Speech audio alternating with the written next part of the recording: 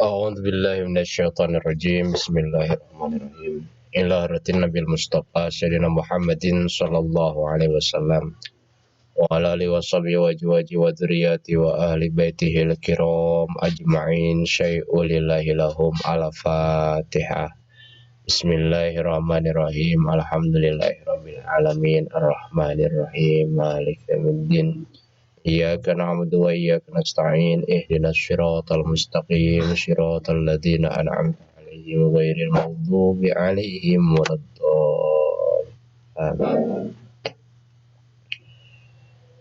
Bismillahirrahmanirrahim. Alhamdulillahi rabbil alamin. Qala al-muallif rahimahullah wa nafa'ana bihi wa bi ulumihi wa middana bi asrarihi rabbi shrah li sadri wa yassir li amri wa hlul 'uqdatam min lisani yafqahu qawli ya fattahu ya alim.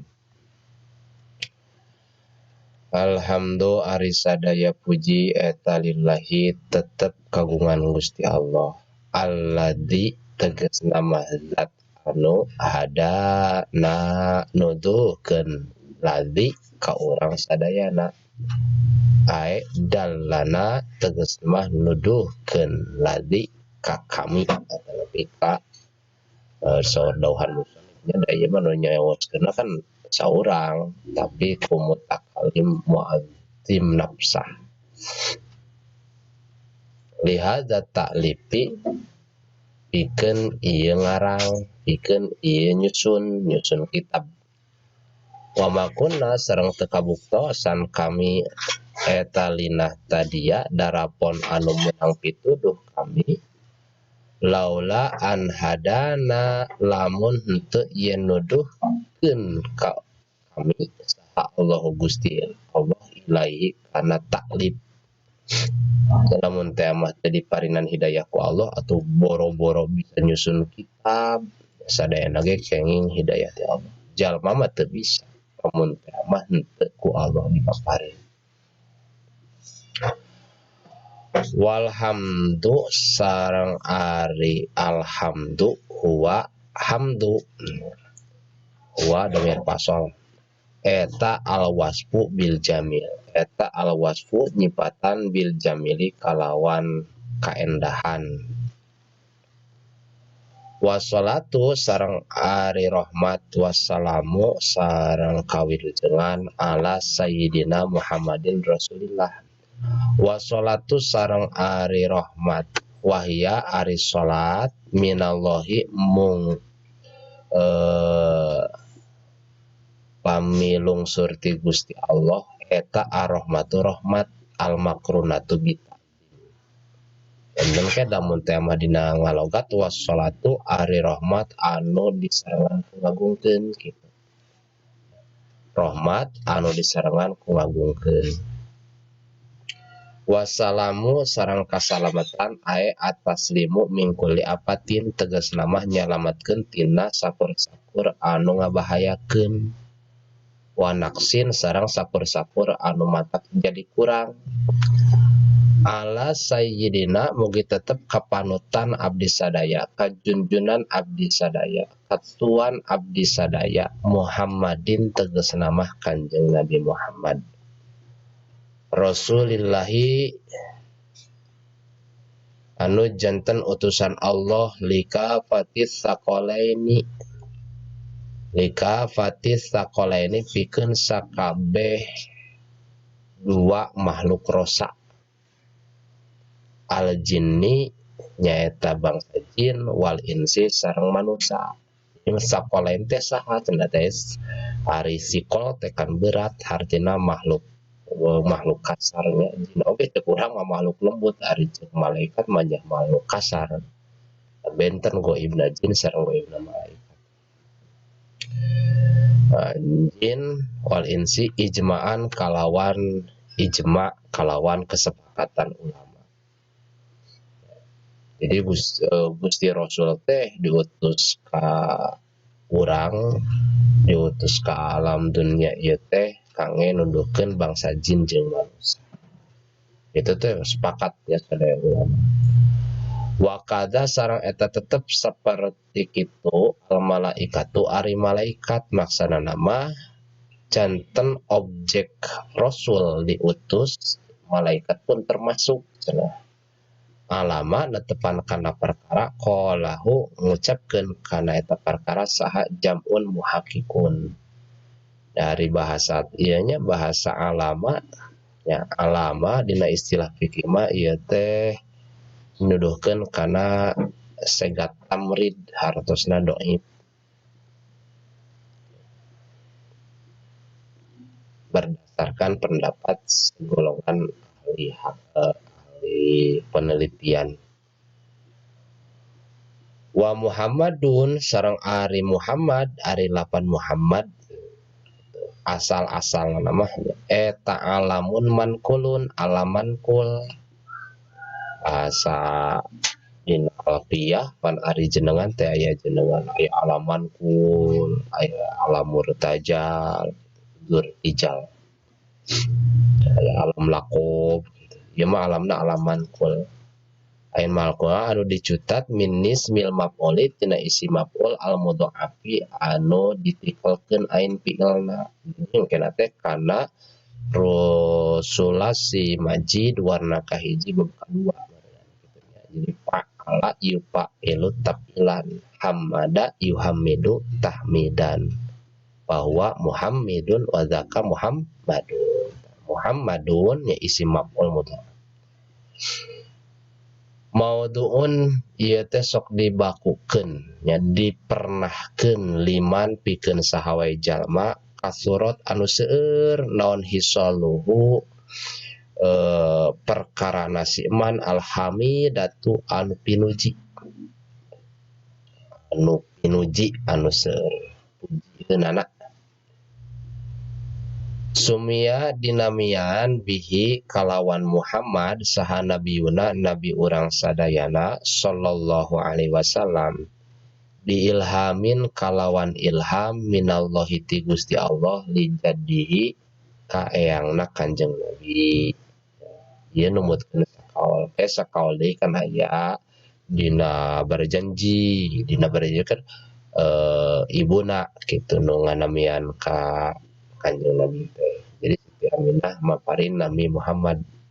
Mana cenah ge eta wasamihi idza wada'tihi Muhammadan li annahu satu madu uqbah. Kan kitu tadina.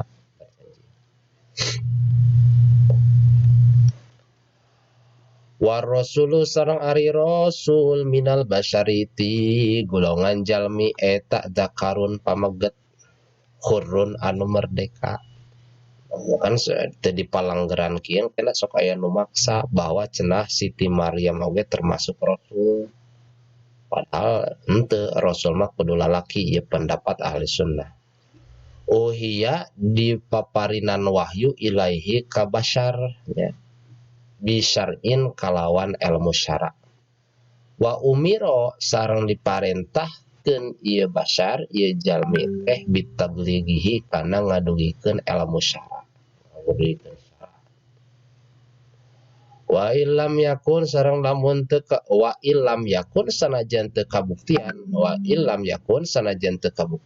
lahu pikeun eta rasul naon kitabun wala nashun atanapi wala nusakhun wa illam yakun sanajan teu kabuktian lahu pikeun eta rasul naon kitabun hiji kitab oge wala nasun sareng teu hiji naskah oge Yusha ari contona seperti Nabi Yusha alaihi salam.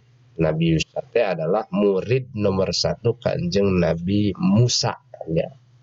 Anu ngarencangan Kanjeng Nabi Musa ketika perjalanan berangkat milarian guru gitu. Eta guruna teh Nabi Khadir alaihi salam. Cenah gitu. Wallahu a'lam.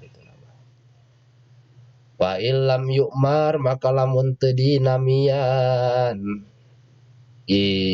yumar mah diparentah. Paillam yumar maka lamun teu diparentah ieu basar ieu jalmi teh bitabligi kala ana tabligh teu diparentah kana tabligh panabiun maka namian nabi wungkul henteu rasul nabi tapi henteu rasul diparinan wahyu ilmu syara tapi henteu diparentah ngadugikeun ka umat ta eta mah nabi. Wa rasulu sareng ari rasul eta afdalu langkung utami minan nabi tinimbang nabi ijma'an kalawan kesepakatan ulama. Wa soha sareng soheh naon khobaru inna adadal anbiya'i alaihi wassalatu wassalam mi'atu alfin wa arba'atun wa isruna alfan. Khobar berita inna adadal anbiya'i sayaktosna bilangan para nabi alaihi wassalatu wassalam eta mi'atu alfin 100.000 wa arba'atun wa isruna alfan sareng 24.000 124.000. Pami dina kitab Sulam Munajat mah jelasnya dina Sulam Munajat mah aya papanjangan anak ulama nyaritakeun bahwa perhitungan jenengan Kanjeng Nabi teh mewakili perhitungan jumlah para nabi. Wa anna ada darusuli sareng sayaktos nabi bilangan para rasul eta salasumiatin 300 wa khamsata asyara sareng 15 ejek sakaol ya teh aya deui nu nyebatkeun cenah 314 aya deui nu nyebatkeun 313 benten-benten kaol. Kieu we nya anu sahih mah teh ya as-sahihu adami hasrihim fi adadin. Pendapat anu langkung sahih nya eta teu aya gitu batasan dina bilangan. Tapi urang teh penting iman gitu. Bahwa baheula teh Allah kantos ngutus para nabi, penutupna adalah nabi urang sadayana nyaeta Nabi Muhammad sallallahu alaihi wasallam. Wa ala alihi sareng kakulawargina Kanjeng Nabi ay aqoribihi tegasna mah kerabatna Kanjeng Nabi al mukminina anu ariman min Bani Hasyimin ti golongan Bani Hasyim wal Muthalibi sareng Bani Muthalib. Wakila sareng numutkeun sakaol ari keluarga Kanjeng Nabi teh eta kullu mukminin sakur-sakur anu iman ae pi maqami doa tegasna mah dina maqam doa wa nahwi sareng umpamana maqam doa. Wahtiro sareng dipilih ari hartina ahlu teh kullu mukminin nya li khobarin dhaifin karena aya khobar anu dhaif fihi anu martelakeun bahwa nabi teh adalah bahwa keluarga nabi teh adalah setiap anu iman.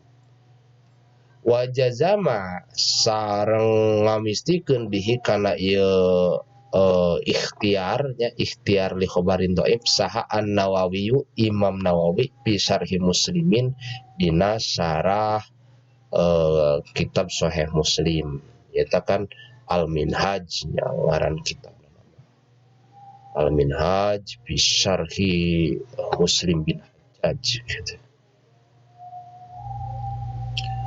Wasabihi sareng para sahabat Kanjeng Nabi wa huwa ismu jam'in ari sohbun teh eta isim jame li sohibin pikeun lapan sohib aya sama sohibun sohibani sohbun bi mana sohabi kalawan mana sohabi